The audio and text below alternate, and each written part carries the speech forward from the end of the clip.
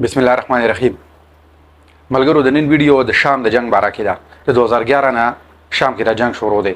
د دې جنگ کازز ریزن سړي چې ولې شروع شوی دی او دوره وګدول شو د جنگ د ختمېدو آثار ښکاری که نه ښکاری، د جنگ نه نقصانات شو، سوره مرګونو شو، سوره معاشي نقصان شو.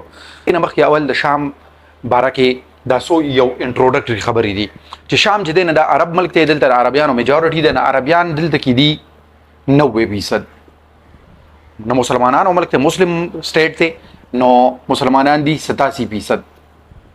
مطلب دا دی چې په عربیانو کې هم صدا شته چې هغه کریسچینز دي. دا ځکه چې تاریخي طور سره دا سیریا شام چې دی نه دی په یو دور کې د رومن امپایر صوبه وه او رومن امپایر هغه خو کریسچینټي وه، هلته کې عیسایت و. نو دا لکه د عیسایت دلته عیسایان به وو، نو چې دلته به عیسایان وو نو په دې وجه باندې دلته کې عیسایان لا اوس هم شته. د جنګ نه مخکې د شام حالت دا و چې ګورئ د دې نه تاسو اندازه ولګوئ چې د شام آبادي د جنګ نه مخکې 2 کروڑ 10 لاک یا 2 کروڑ 20 لاک وه. نو د آبادي کمه شوه، ولې نور آبادي نه سیوا کېږي؟ آبادي سیوا کېږي خو را دومره خلک خو اول جنګ د وجې نه د شام نه بهر وتلې. دا 2011 عرب سپرینګ څه شی و؟ په 2011 کې د تیونس د ملک نه هلته کې یو انقلاب راغی او عرب سپرینګ ولې نوم ورکړی شو. دکه شان د عرب سپرینګ انقلاب راغی د مصر کې، په یمن کې، په نورو څو ملکونو کې، په عرب ملکونو کې. انقلاب د څه لپاره چې یو ملک کې چې کوم دی نو د 13 کالو نه یو سړی بادشاه دی، بلکې د 40 کالو نه یو خاندان حکومت دی، څنګه چې عربو کې بادشاهتونه یې نه دا په ایک چوري کې د بادشاهت خلاف راغی او د جمهوریت لپاره راغی.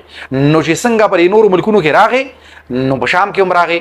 خو دې خبره کې شک نشته چې وایي عرب سپرینګ چې دی هغه عرب آټم ته کنورټ شو او د هغې د خوشبویۍ نسیوه بدبویي خوره شوه، ځکه چې کومو ملکونو کې راغلی نو د تیونس نه علاوه په اکثرو ملکونو کې هغه ناکامه شو او هغه ملک چې د عرب سپرینګ نه مخکې په کوم حال کې نو اوس د هغې نه په خراب حال کې دی، که لیبیا کې هغه جنګ دی.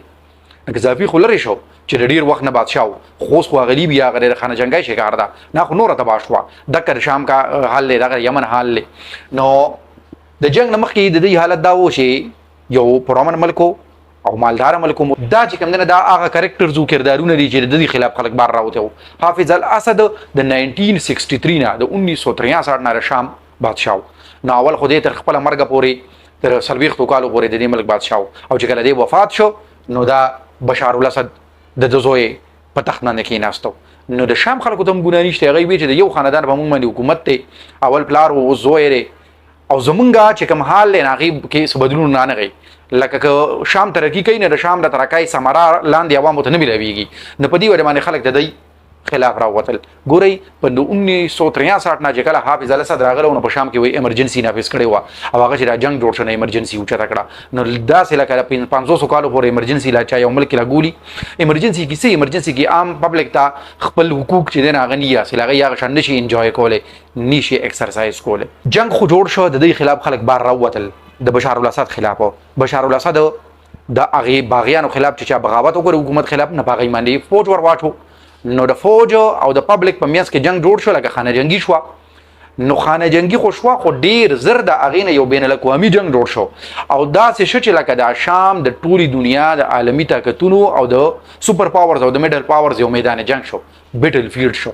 نن په شام کې په جنګ کې امریکا هم موجود ده، روس هم موجود دی، سعودي هم چې کوم دی نه که ډایرکټ نه انډایرکټ موجود دی، ایران خو پکې ډایرکټ موجود دی، ترکي به هم حملې کوي او اسرائیل به هم حملې کوي. نو شام یو میدان جنګ دی او د هر چا پکې خپل خپل مفادات دي چې جنګ کله اونخته نو چې ګرم میدان و د هغې ګرم میدان ته جهادیان هم راغونډ شو، القاعده ورته هم راغله. نو د القاعده لپاره هم دا چې کوم دی خوځی و چې جنګ او د هغې نه پس پکې داعش هم پیدا شو. نه داعش IS چې ورته ویلی شي هغه هم په دې ملک کې پیدا شو دلته. لکه که د امریکا جنګ ته په داسې باندې راغله چې هغوی وایي موږ بشار الاسد لرکوو، موږ د جمهوریت سات ورکوو، نو د باغیانو سات یې ورکوو. روس ته بشار الاسد په سپورټ کې راغی، سعودي بشار الاسد لرکول غوښتل او ایران د هغوی په سپورټ کې راغی ځکه چې بشار الاسد شیعه دی، نو ایران د هغوی په سپورټ کې راغی. ترکي پکې چې کوم دی نه کرد چې کوم دي نه په هغوی باندې حملې کوي. اسرائیل پکې خپل مفادات دي هغوی په هغې باندې کوي. په نتیجه کې اموات څومره وشو؟ اموات وایي تقریبا 3 لاک نه دا اوس د اقوام متحده نوی چې کوم رپورټ دی نه هغې کې 3,06,000 پورې د 2011 نه والې تر 21 پورې په 10 کاله کې دومره اموات وشو. او دا اموات کم یادوي؟ دا سیویلین اموات یادوي.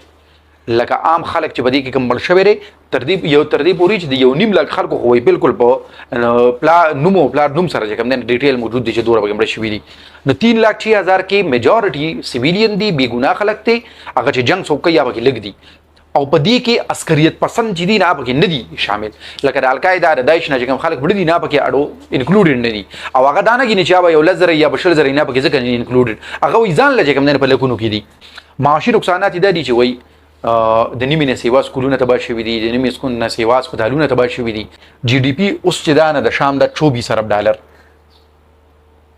نه په عرب ملکونو کې چې یو ملک یو دغه 24 ارب ډالر جی ډي پی نو د دې نه موږ ته پته لګي کې د نورو نه په خپل تاسو ته واضح شي مهنګای د 28% غربت چې دینه دا 82% ته نو چرته عرب ملکونو کې یو ملک او چرته الته کې 82% غربت او بیروزګاری چې دا نو بیروزګاری د 50% پورې ده ناول خو دومره خلک جنگ د وجه نه بار وته هجرت کړي نه مهاجر دي دا غینا پس هم چې دا کوم خلک نه غي لاغي د روزګار نشي ورکولې چې معیشت پټه پړې نو څنګه به روزګار ورکي او د ډالر قیمت تاسو د دین اندازه ولګوي چې تقریبا د جنگ شروع کېدو مخکې په الته کې ډالر شو نو دا 47 باندې 3000 کړي نو چې 3000 ډالر دومره د شام هغه کرنسي را پرې وتا نو تاسو اندازه ولګوي چې شام د معیشت بس حال وي جنگونه خو تباہی راولي د ځکه دا هغه خلک وي د جنگ خبرې کوي کوم خلک چې د جنگ د قیمت نه خبر د پښتو متل وي سوځي هغه ځای چې کوم دی اور بلیږي